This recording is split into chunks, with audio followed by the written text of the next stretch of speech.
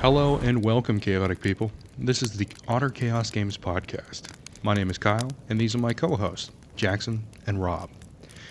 Today we're going to be talking about world building, how to create a community, and our own personal world airing tour. Come sit with us. Jackson, what do we got today?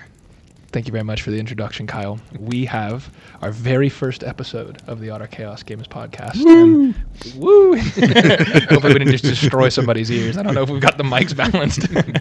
But I think... Headphone warning. Yeah, exactly. Yeah, sorry. Headphone warning. I'm just honestly, excited. if you're the kind of person who clicked this video, A, thank you. But B, you're probably wondering, what the heck is Otter Chaos Games? So, I mean, we have an introduction, we have a name, but you can't know much beyond that. So, Rob, how about you take us into what is Otter Chaos Games? What's our goal? What's our mission? Our goal right here is to create a community that is basically geared towards the dungeon masters. Because let's face it, the players have plenty. Now, if you have never dungeon mastered, but you're thinking about it, if you just want to make life easier for your dungeon master, or if you are an experienced dungeon master and you want hints and tips and tricks and a community to share your hints and tips and tricks, then that is what we are trying to create. Fantastic. And so hopefully all prospective and existing dungeon masters, you're sitting by the fire with us. For those who are listening audio and can't see the video, we have a very realistic representative roaring campfire Oh, on yes, the table in the middle. yeah. It's quite warm. It's quite toasty. in Oh here. my! I don't even want to touch it.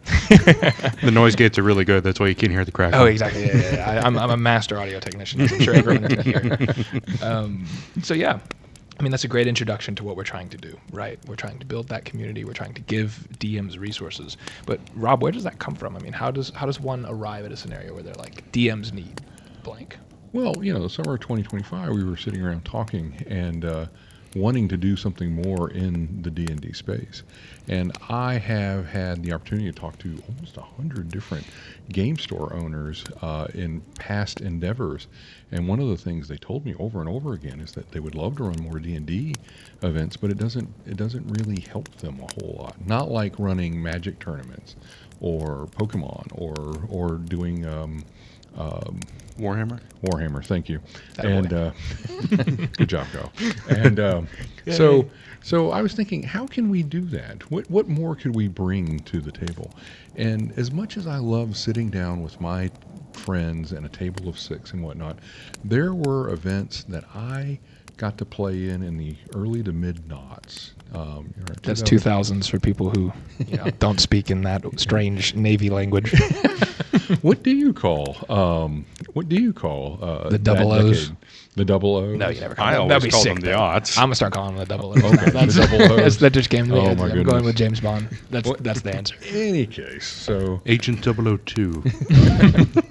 in that 2005 to 2007 era, there was Living Greyhawk, and we could go into a lot of detail what that was, but you would go to conventions and play modules written specifically for the Greyhawk world, but Saturday nights were special epics, and you would have 4 to 8 tables, each with their own DM, and then there was a master DM in front of everything, and the modules were written for things to be happening at each table that were similar but not the same, and what was going on was affecting the other tables.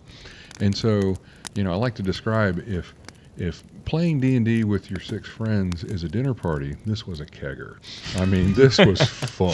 I would have maybe right? gone for Gala, but I see kegger.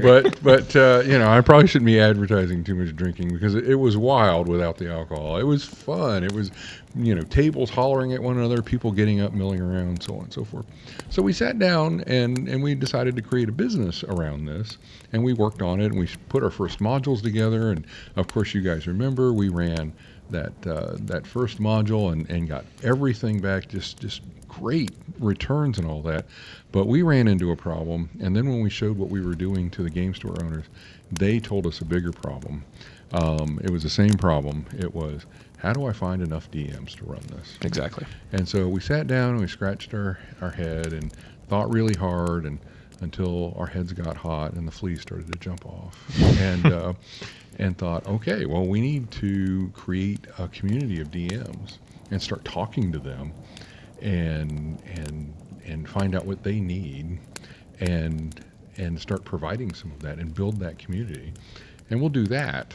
And then if we do a really good job with this, maybe someday we can, tap into those same folks, provide them what they need to want to run these cool epic modules with us. The modules are actually sick. Like, I gotta interject here. That was an excellent business pitch. It had polish, it had everything, but I gotta cut in and just say they're actually really awesome. I've played a lot of D&D. Okay, now I'm And just as the head writer, I take all credit. Did you see how he just jumped in? I know, he immediately. did. And Just the first cut thing me I'll off, say, too, right? the first thing I'll say other than the introduction is that I'm the head writer. I'm the creative brain. That was literally you guys. That's what you just did. and I was going to say something to appreciate. Hey, as the Gen X guy here, what is sick is good, right? But I knew it. I was just hamming it up.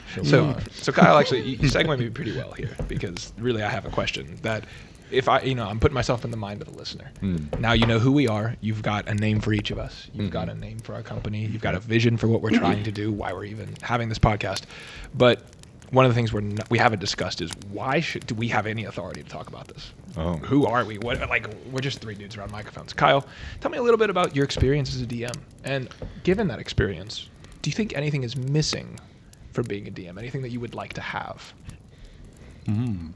Well, I first started DMing actually about 5 years ago. I started it as a job. I was thrown into the deep end with one pre-written module and a DM's guide and a player's handbook. Never played it before. Sorry, I had played it before, but I'd never run before. Never even come close to running before. But I got this really good group of friends around me, and it was so fun that I have continued doing it even since that game shop shut down. I have continued to play it every single Saturday with my friends.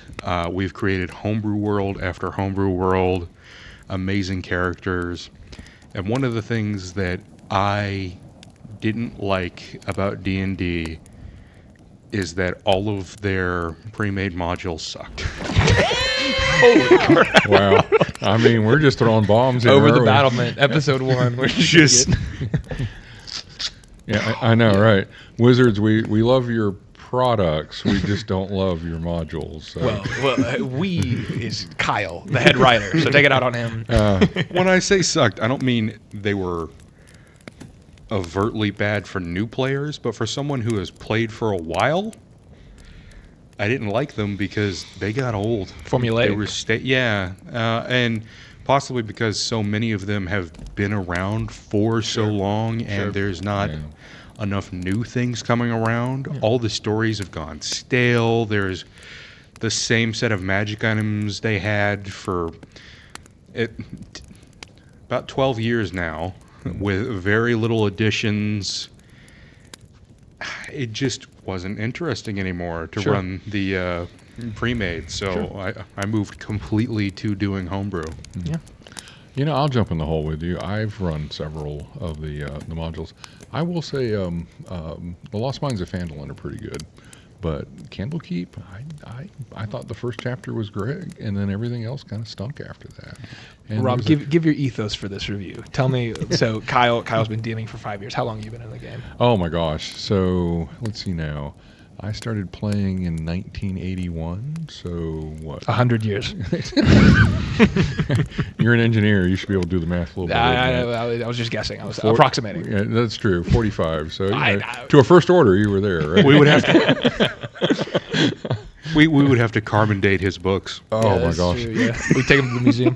We've got to do that in a later podcast. I have the books for every edition going back to the red and the blue box set. Really? And I've got a buddy who has the chainmail books. Oh, so it's Tom. Oh yeah, it's Tom. Yeah. So Tom is not one of us. Tom, Not an alter ego or anything. Not We're one not of going us. that deep. I'm Rob. That's Kyle. That's Jackson. So you've been playing for those of you who've already 45 years. forgotten. Yeah. Now I have to say, I've taken breaks. Life gets in the way and whatnot. But on and off for 45 years. So, and most of that time I've been the DM. A friend of mine put it out to me that, DMs are either frustrated actors or frustrated storytellers. And I think there's a third category. There is the DM that is the DM because nobody else will do it too. Yeah.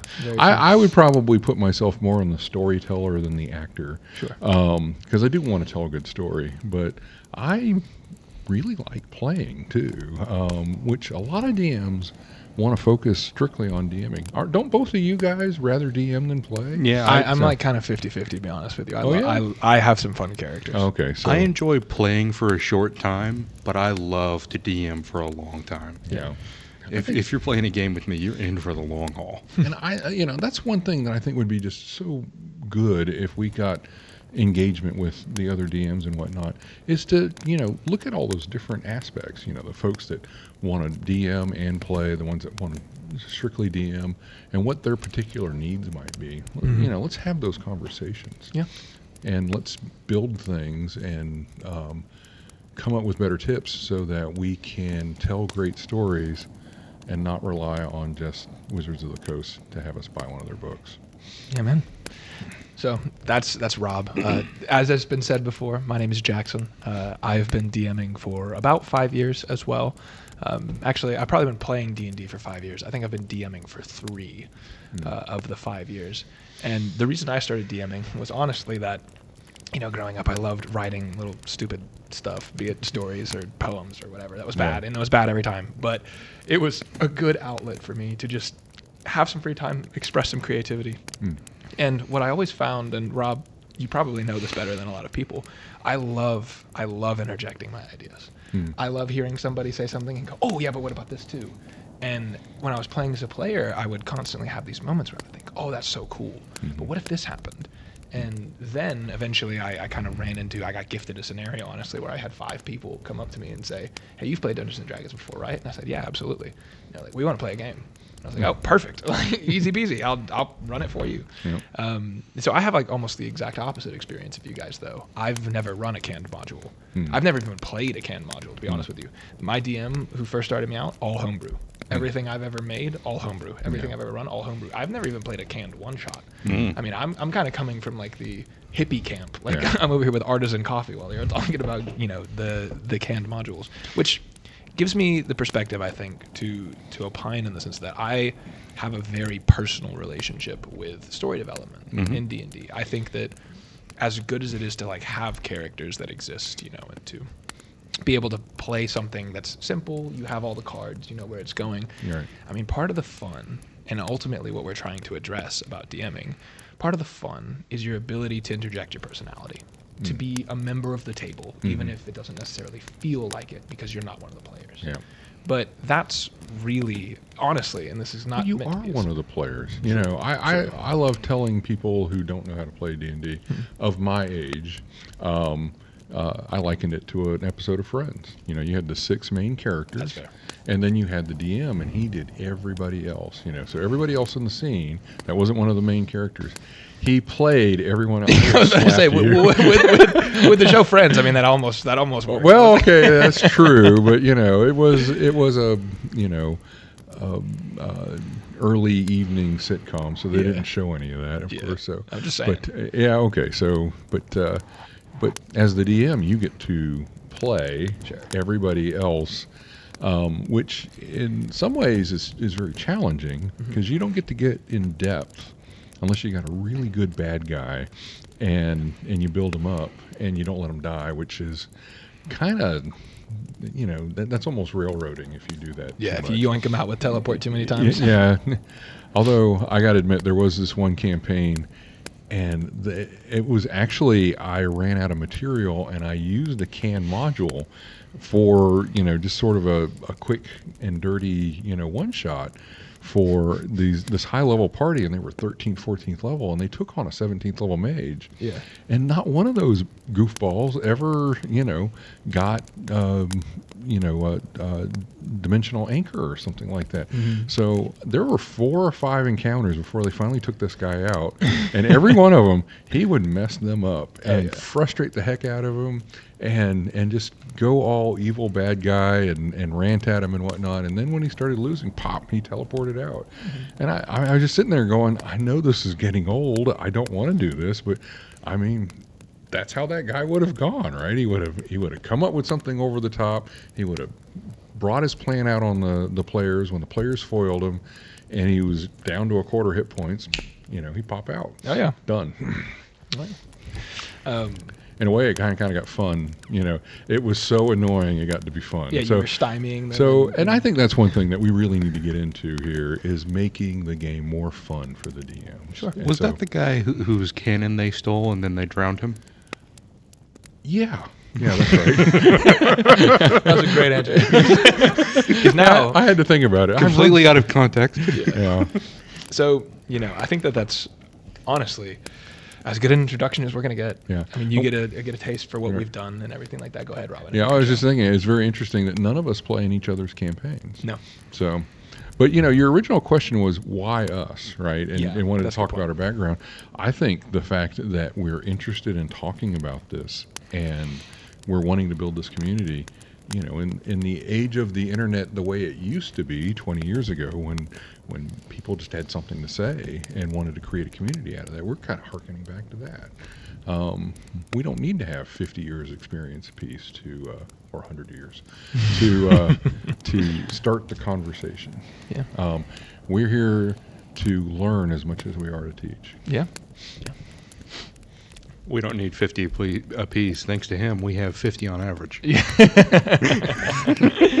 So yeah, and I mean honestly, that the goal of that first little bit there, and this is for you as well, the viewer, is you got to know what we're coming from. You got to see the vision behind this, the heart behind this. We're not, all venture capitalists sitting on a huge bank of money just Right. waiting on the stocks to go up. We're doing this because it's fun, Yeah. because we love it, and because honestly we hope it goes somewhere. And hope Yeah. it makes people's DMing experience better, and we can bring forward some value and some The teaching. original concept was to have these epics and create D&D communities at game stores. Yeah. Because let's face it, there is a crisis of community, especially here in the United States. And we're taking a step back from that to address the DM problem. There's more people who want to play than want to DM. And so we're going to create a community of DMs first. So Yeah. at the end of the day, that's what we're about. Community.